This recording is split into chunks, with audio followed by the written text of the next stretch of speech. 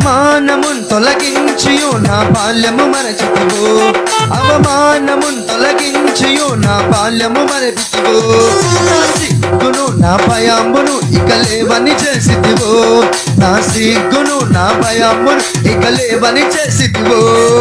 జీవితమైతే పాడేదను, జీవితమైతే వేడేదను, స్తుతి నీకే చేసేను. జీవితమెత్తి పాడేదము ప్రభు, జీవితమెత్తి వేడేదం, స్తుతి నీకే చేసేను.